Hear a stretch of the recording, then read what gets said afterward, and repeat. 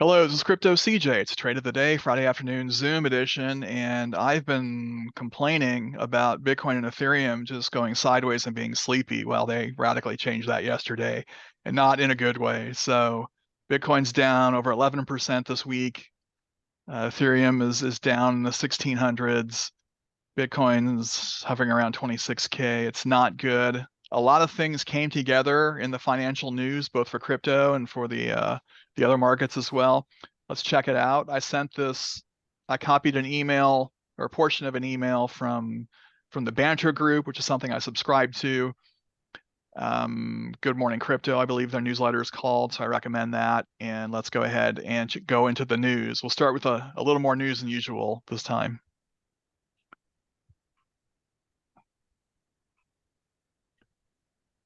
Okay. Should be seeing some text and email I sent earlier today. Guys seen that okay? Yeah. All right, thanks. So I'm just going to list some of the things that happened. Elon Musk looks like sold a big chunk of crypto, over 300 million worth. And he did that a while ago, but he just recently reported it in his company, corporate documents. I don't know if that came out and then that triggered that 10% drop in that 5-minute candle. We'll look at that in a minute. But the timing is suspicious. We've also got China's large Evergrande group filing for Chapter 15 bankruptcy in New York. I think that's a large real estate investing company. I'm not exactly sure. There's concern about the U.S. economy. U.S. Treasury notes spiked up to 4.31%, its highest in nearly a year. There's still some concern about, the Fed and raising interest rates. And then there's one more thing. I can't recall what the other one was. Some other people here might have some other ideas of what caused some things. And there was a delay in the BlackRock ETF news. And this is recording it as good news. I think it's short-term bad news because it's the ETF has been bumped to later in the year, early next year by the SEC. So these things coming all aboard on one day could have caused this to happen, but it doesn't really explain the timing. Go to the 5-minute chart and let's go to yesterday. Yeah, this is what I'm talking about at 2:40 p.m. 8.5%,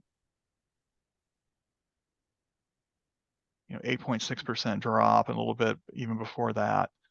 So again, doesn't really explain the timing, but those things coming together could have something to do with why the market dropped. Again, I've said this when we've had these market drops before. None of the technology has changed. Bitcoin's still the same. Ethereum's still the same. And it's even been unusual today because Bitcoin and Ethereum are down a little bit. See, down 2%. But look at my list here. These are all altcoins. A lot of green. Actually, it's mostly green. So very interesting, at least today. But I digress. Any other comments or questions, theories, speculations about why Bitcoin took the big tumble yesterday?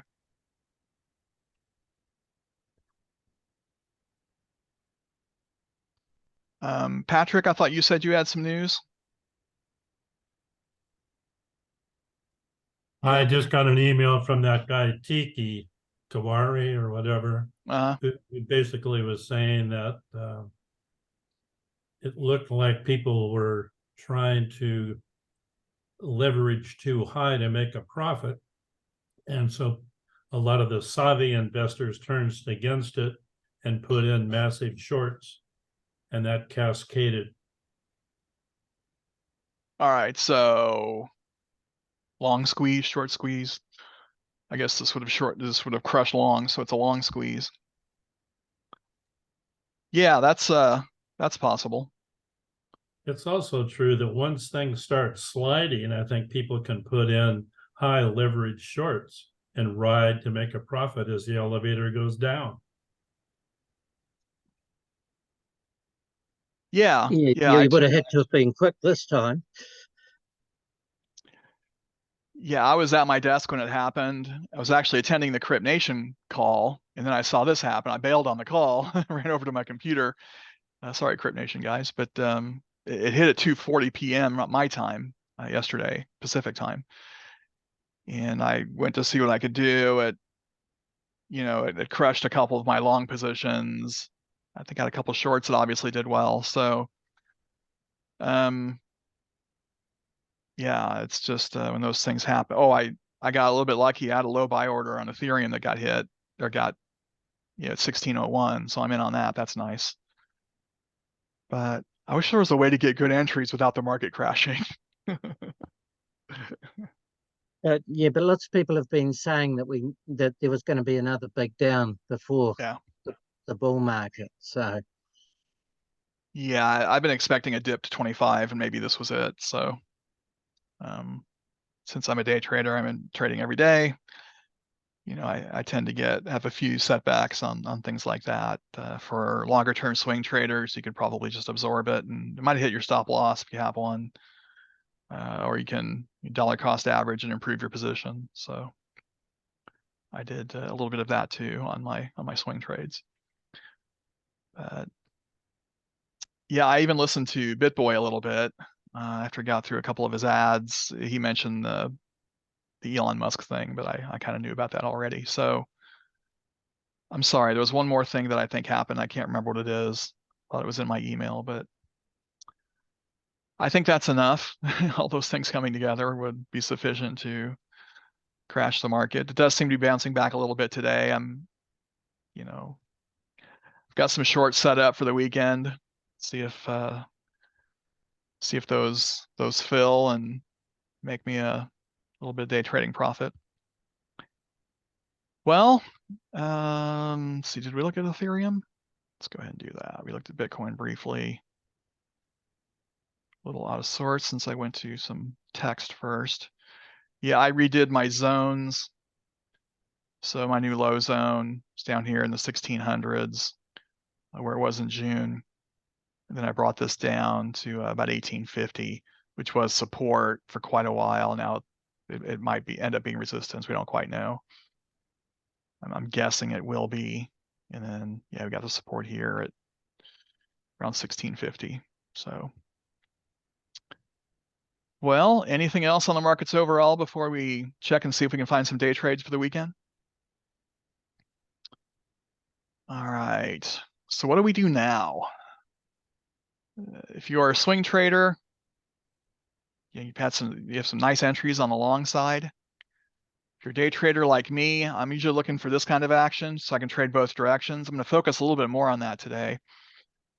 But we'll look at Altcoin Alert first. I'm on the altcoin radar. I'm going to reload, get the most current data. I'm going to sort by AA score first. I didn't really find anything I liked this morning. Yeah, I'm not really seeing.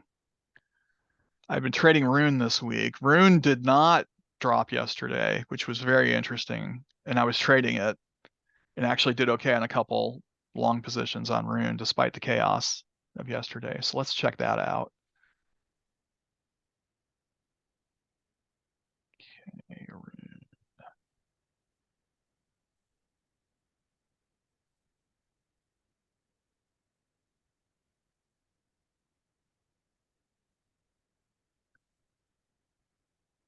What I'm trying to focus on in my own trading is this action here.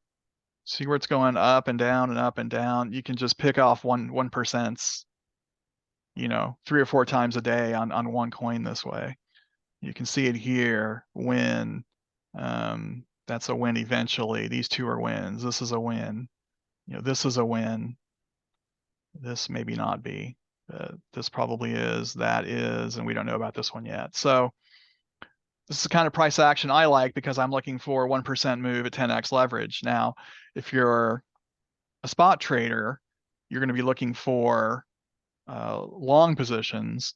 And I'm on the 15-minute chart right now on divergence. Kind of skip the 5-minute for the moment because I had this up and I remembered that this is how it looked this morning. I wanted to talk about it.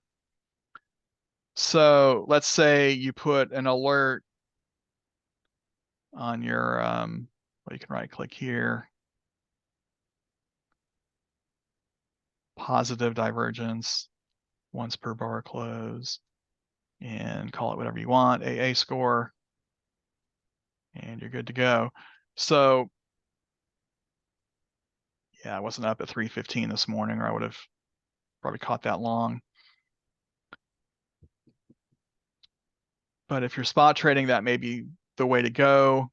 You set your, using a stop loss, maybe set it down here, down below this recent swing low of about 138. Or if you're or set an alert there, if you use the ladder buying technique, dollar cost averaging, and buy a couple positions if it goes against you. I usually try to limit that to 10% move on a chart. Sorry, I'm a little scattered. Quick refresher, divergence is a disagreement between the price action and the indicators. I'm on the 15-minute chart, which is my favorite to trade. And I'm using the divergence for many indicators. So this will incorporate some of the famous ones, or the most used, like MACD and RSI. It's got histogram, MFI, money flow index, which I like, momentum, OBV, on balance volume. So these are all ones I like to trade on divergence.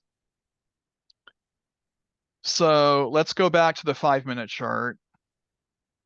See if there's something to look at. Maybe a dips. Well, we're not in a dip sequence, obviously. It's trending up pretty well. Starting to squeeze. Top of the Bollinger Band, 2% between the Bollinger Bands. This is not where I'd want to get in. It dips down. This area here, about 145, could be a good entry. 143 could be as well. So might want to put an alert just in between those, say at 144. Price alert, right click, 145. And AA score purchase is probably what I would call that. If your alert goes off, go ahead and reevaluate the situation. All right, but I prefer the 15-minute chart and indicators. We looked at the divergence already. SuperTrend is another one I look at, sort of my backup plan if I don't like what I see with divergence. Looks like most of these did okay. This buy went off on Wednesday night, confirmed by the RSI and the squeeze momentum. So that would have been a good entry. And goes up to over 8%. Good stuff. The sell might have stopped me out on my system or my approach. But if you're giving it a little bit more room, maybe you do a couple dollar cost average purchases and then you get out around here. This buy does something similar. Yeah, that probably would have stopped me out. I don't use SuperTrend that much, but I do like to put it in there because some people prefer trend trading. I like retraces and pullbacks in mine. So, but I do use SuperTrend from time to time. And I like it because it's alert friendly. Right click on it, add an alert. If you're trading spot, you want to go with the SuperTrend buy. If you want to short, go with sell. If you want to trade both directions like I do, direction change once per bar close and call it what you want. Up notifications. Yeah, I like to notify an app on my phone, show a pop-up on the computer, and play sound also on my computer, and choose whatever sound you want. There's a few to choose from. Okay, that's SuperTrend. And then the strategy I use in my manual trading that did really well during yesterday's dump was the RSI strategy. On one of my accounts, I combine the divergence and a little bit of SuperTrend, and then on one of my other accounts, I use the RSI strategy. The divergence took a bit of a beating yesterday. but the RSI strategy held up nicely. I had one loss, but a bunch of wins in the last couple of days, so it's looking good. And let's just go ahead and back test this a little bit for the last couple of days. Let me bring up my vertical line, and we will look at some RSI entries. We're looking for values that drop below the 30 and then come back up at the 30 value, and here's an example of that. So on Rune, you've got this entry here. I would have been in and picked up my 1% pretty quickly. If you're trading on spot or maybe lower leverage, you might hold this a while longer and try to get this bigger move. It does go against you 6% pretty quickly. And then you get this move up here of 6%. But I would have picked up that 1% at 10x leverage and been content with that. We've got an instance over here where it pumps above the 70 and then drops. That's another really good entry potentially. And yeah, it doesn't get much better than this. So right here at the top of the Bollinger Band, and boom, down, yeah, 7%. So good stuff there. And another dips below, then goes back up. This would have been, I don't know, I'm gonna get stopped out on this. This was a huge move. Yeah, this is right about when that chaos hit yesterday. I think I had a loss on this. I think I took this or something similar and it went against me 6%. I've got one of mine set up where I get out at about 5.5 or 6% against me on a chart, and then I have another setting where it's 10%.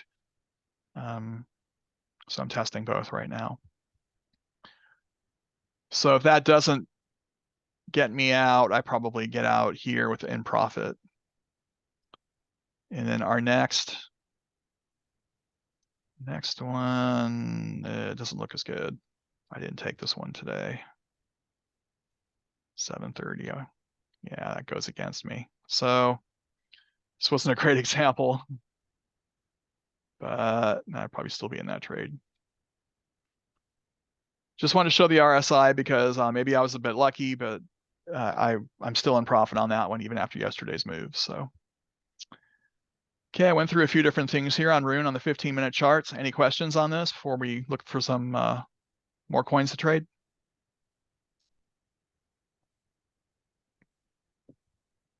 Okay. Let's see what else we can find. So that was an AA score. I was using the social activity sort, which is similar to the long-term sentiment. Social activity is tweet volume on Twitter. And then I'm going to match that up with trading activity, which is a more, which is a volume-based indicator. So when I sort by social activity, I want to match it up with the thumbs up on the trading activity. So let's see what we can find. You have Stellar, no. ZIL, no. Though I have been following ZIL today based off the sort. INJ, FAT, KSM, Rune again. Zen, no. Woo, this is what I've been following today. We've got thumbs up on social activity, thumbs up on the trading activity. Let's see if we can woo ourselves. Oh, there's a bad joke. Yeah, stick to your day job, CJ. All right. All right, let's look at the 5 minutes, see if we got a good entry at the moment. Looking kind of choppy. And kind of squeezy, sitting on the SMA line. Don't like that at all. Right in the middle, no man's land. Got some support here, right around 16 cents. Could be a good place for a price alert. And yeah, that's pretty well defined.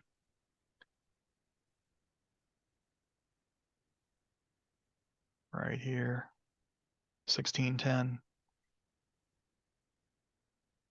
Okay, on the 15-minute, let's see what we have on divergence.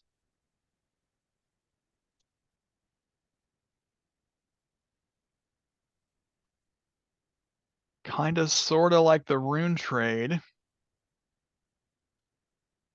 All these bearish ones did well before the dump.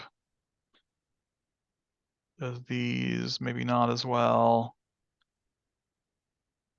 Yeah, I would have got out probably around here with my 1%. It hasn't done much. It's just gone sideways pretty much since, I mean, it dumped, got back to most of it. Well, by 80%. Now it's going sideways. All right. Yeah. Have a good weekend. So yeah, I like the setup. So if you want to trade both directions, right click on divergence, negative once per bar close, and social activity, sort, and then on, and then you create, and then that's one, and then you create another one for positive divergence. Same thing. I've got this one on already, so I'm not going to do it again. So that looks pretty good. I think even this bullish one, at least for me, would have been in profit because it would have dipped a little, caught my additional purchase at 2%, and then gone back up here. I probably would have gotten out around here, give or take. And then you pick up this short, you know, an hour and a half before the big dump, and then obviously that's a really good move. So divergence looking pretty good on this. Take a quick look at SuperTrend. This buy would have been not good. None of these buys are any good. All the sells are good though. So,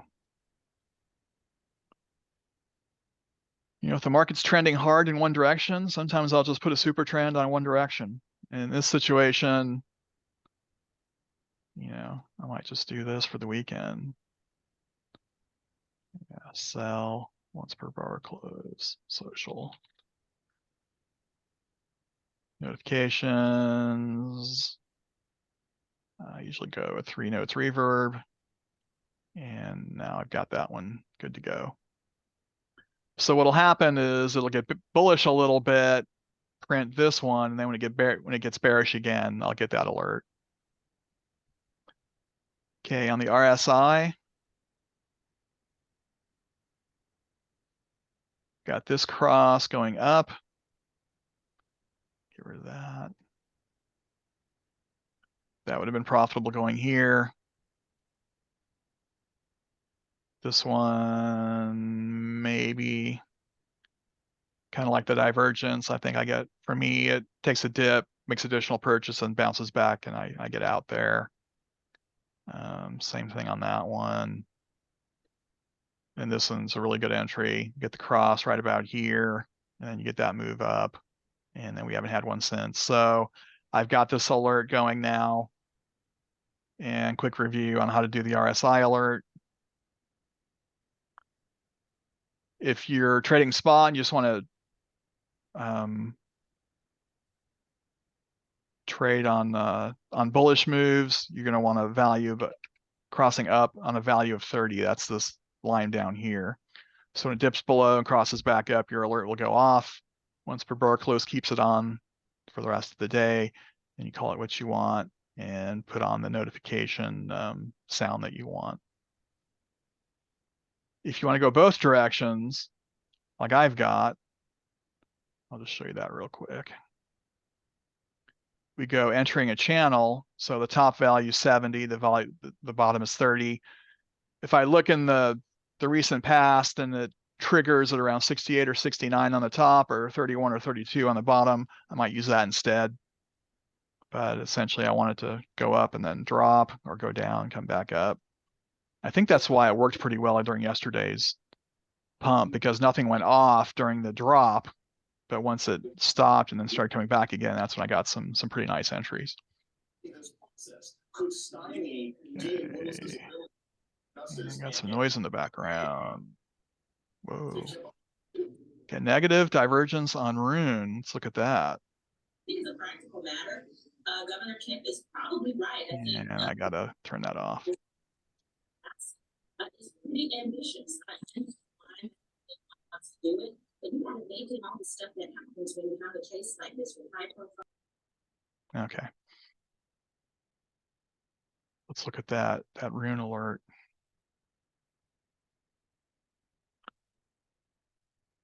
Okay.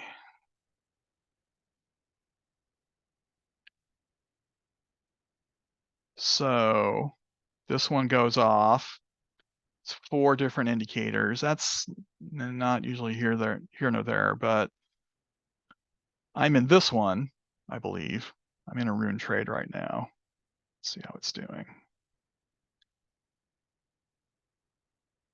Yeah, I'm in a rune trade from earlier. It's picked up 1 purchase already, additional purchase. So we'll see how that does. But not financial advice, but you might want to check that out. Okay, so we've gone through a social activity sort and a AA score. Another one that I think Chris was using. And you can do this with non-paid sources as well. It's a 24-hour change. What's that one you like, Craig? I think it's Crypto Bubble. Oh, he just got up. Yeah, it's a free service you can look at to see what's pumping or what's being crushed that day. I just sorted it for positives and a lot of pretty good movers today. So something this, if it's going against the grain, I'll look at it because sometimes there's this action that I like, sideways action. If you're more of a short-term swing trader, you want to get bigger moves, 5, 10%, then I'm usually looking for, in this area, the high single digits, low double digits, so they have more room to move. In this market, if something's up 20% or more, I'm starting to think it's played out. Not necessarily, but more often than not in my experience. So let's look at one of these. And since I like to look for something to short on a Friday, usually there's less volume on the weekend, so shorts tend to do better. Let's see what we got here. Sushi being pummeled a bit. Chromia. Yeah, let's look at sushi.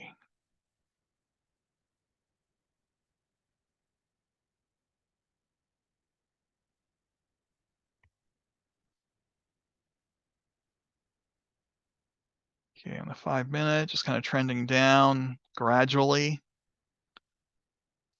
Sitting on the SMA line. Some support here at about 57 cents. We're not that far, because we're at 57.8 at the moment.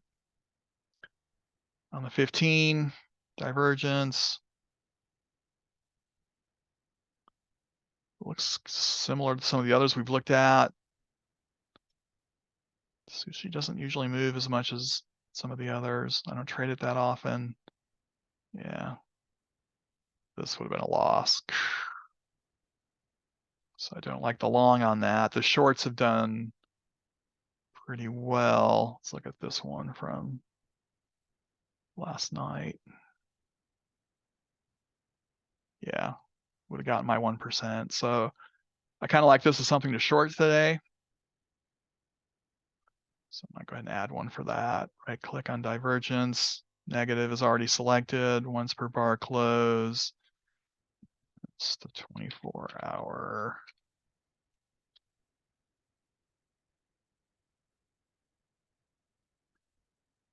And there we go. Let's look at SuperTrend as well.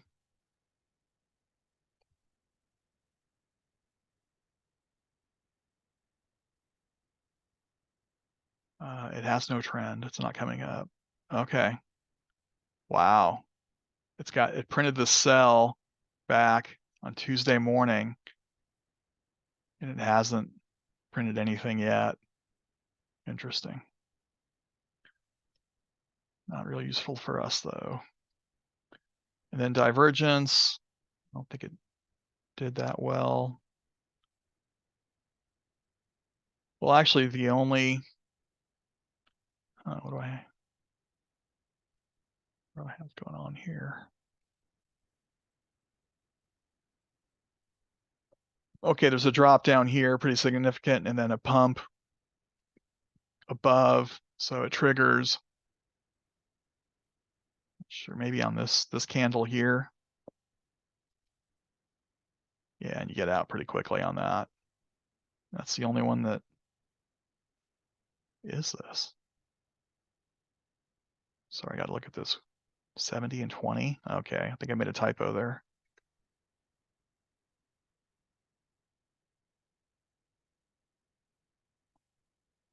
All right.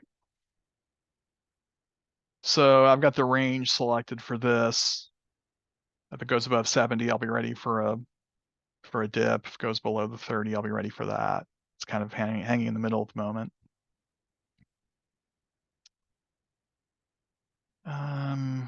I don't know. I'll probably turn that one off. I don't trust any long from Sushi at the moment. So I think with that one, I'm gonna edit this and just go with a short crossing down 70. Save it. And that should, yeah. So now I've just got this line up here telling me the name of my alert and where it is. Okay, any questions on Sushi? Well, that's about all I have for Altcoin Alert. Is there any other issues or coins you want to look at, or overall crypto issues you want to discuss?